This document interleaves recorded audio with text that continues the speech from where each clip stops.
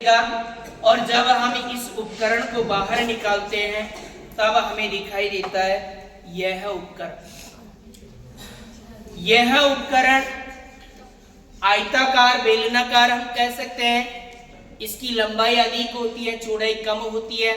बीच में हमको एक सुई दिखाई दे रही है, एक तरफ एक नोब बना हुआ है। सुई के किनारे दोनों बिल्कुल नुकीले होते हैं, सुई बीच में से मोटी दिखाई दे रही है और ये हिल रही है क्या, लेकिन जब हम इसको ढीला करेंगे तो ये हिलती हुई दिखाई देती है। ये कब हिलती है, कब टाइट हो जाती है, कब रुकती है, इस उपकरण का नाम क्या बताया था आपको? ट्रफ कंपास बताया है इसका नाम। ठीक है, ट्रफ कंपास क्या काम आता है? तो ये नॉर्थ दिशा ज्ञात करने के काम आता है। कौन सी दिशा? नॉर्थ दिशा को ज्ञात करते हैं। उत्तर दिशा इससे ज्ञात की जाती है। नॉर्थ दिशा को इससे किस प्रकार ज्ञात किया जाता है? तो अंदर जो आपको इसमें सुई दिखाई दे रही है, ये चुंबकीय सुई होती है। कौन सी सुई? चुंबकीय। और इस सुई के दोनों किनारे नुकीले होते हैं। एक किनारे पर एन लिखा हुआ है। एक जो किनारा होता है वहां पर क्या लिखा हुआ है? सुई पर एन लिखा हुआ है। एन का मतलब नॉर्थ होता है। क्या होता है? नॉर्थ होता है, उत्तर दिशा होती है।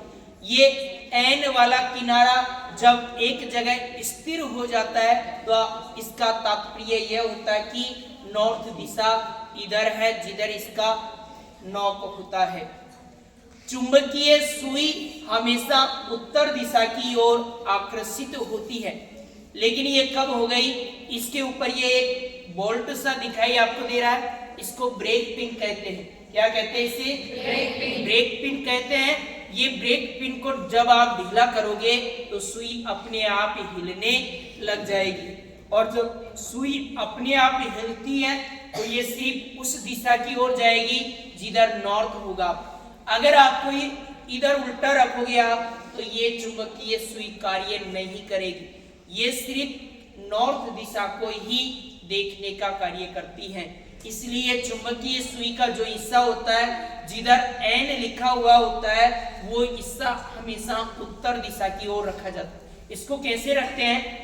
इधर एन लिखा हुआ है और ब्रेक पिन वाला हिस्सा है, इसको हमेशा उत्तर की ओर इसका सिरा काट के हम इस प्रकार ड्राइंग बोर्ड पर रखते हैं और रखने के बाद में ब्रेक पिन को ढीला कर देते हैं। सुई हिलने लगती है और ये हिलती हिलती धीरे धीरे नॉर्थ दिशा की ओर जाकर स्थिर हो जाती है।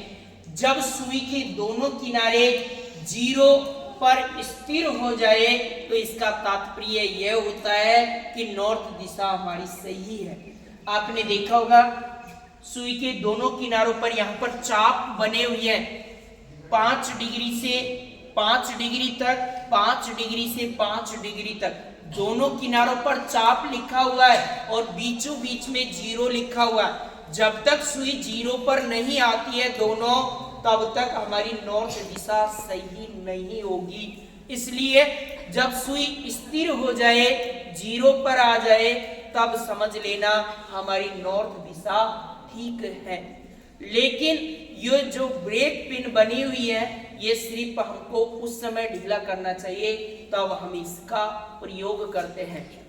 प्रयोग करने के तुरंत बाद आपको ब्रेक पिन को वापस टाइट खींच देना चाहिए ताकि हमारी ये चुंबकीय सुई हो, ये खराब ना हो, क्योंकि ये उपकरण महत्वपूर्ण होते हैं। इसलिए प्रयोग में जब लाए जाए तभी इन उपकरणों का उपयोग किया जाता है और इन्हें ढीला किया जाता है ब्रेक पिन को।